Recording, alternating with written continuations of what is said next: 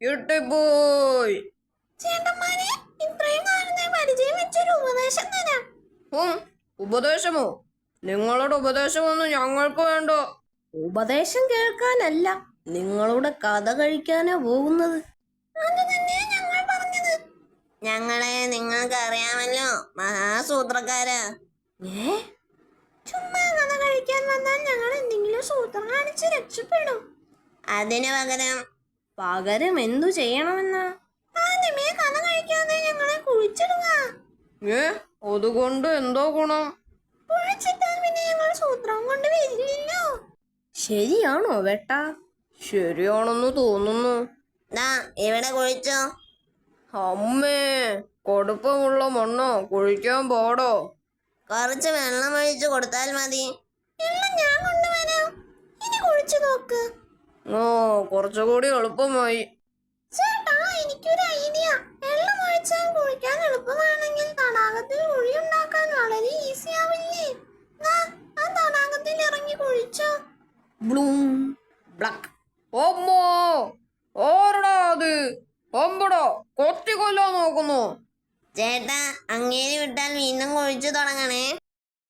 കിട്ടിപ്പോയി. കിട്ടിയില്ല.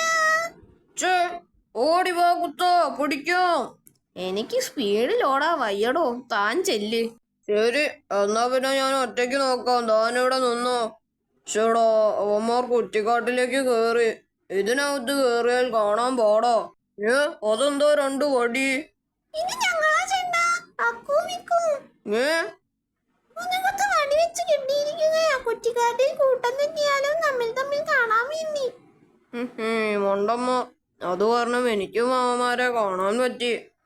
ചേട്ടന് മുതുകത്തൊരു വടി വെച്ച് കെട്ടിക്കോ. കുത്തൻ ചേട്ടന് അകലെ നിന്ന് കാണാമല്ലോ. അല്ലെങ്കിൽ വഴി തെറ്റിയാൽ വെട്ടൻ ചേട്ടൻ കുഴങ്ങും. അത് ശരിയോ? ഓടുമ്പോൾ അഴിയണ്ട.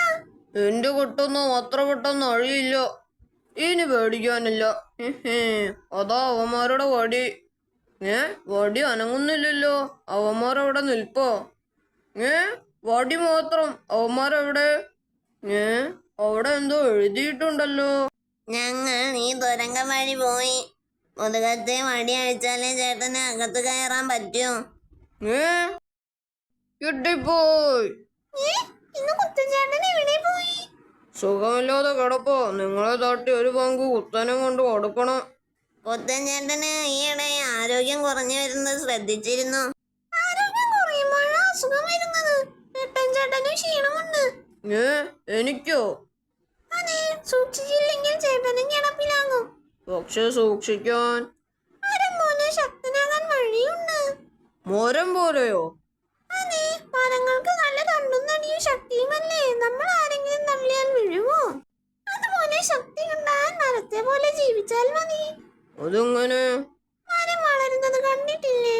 വെളിച്ചമുള്ള സ്ഥലത്തേക്ക് ചാഞ്ഞ വളരുക. വെളിച്ചമാണ് ശക്തി കൊടുക്കുന്നത്. അതുപോലെ ചേട്ടൻ ഗുഹയിലായാലും ഇടയ്ക്കിടയ്ക്ക് വെയിൽ കൊള്ളണം. ആദ്യം കാലിന് മാത്രം വെയിൽ കൊള്ളിച്ച് ശക്തിപ്പെടുത്താം. കോലിന് മാത്രമോ? ഗുഹയിൽ ഒരു കുത്തുളയുണ്ടാക്കി കാലത് വഴി പുറത്തിട്ടാൽ മതി. അങ്ങനെ ദിവസം 1/2 മണിക്കൂർ ഇരിക്കണം. ആ ഗുഹയ്ക്ക് ഓൾറെഡി തുളയുണ്ട്. വാ, കാണിക്കാം. ഞാനും കൂടെ വരാം. ഞാൻ പുറത്തു നിൽക്കാം. കാൽ പുറത്തു വരുന്നുണ്ടോ എന്ന് നോക്കാൻ. കാൽ പുറത്തു വന്നോ? ഓരോ കാലിൽ പിടിച്ചതുപോലെ. കാലിന് നല്ല ശക്തി കിട്ടുമ്പോൾ വലിച്ചു പൊട്ടിച്ചാൽ മതി ചേട്ടാ. അയ്യോ, എടോ, അഴിച്ചു വിടടാ.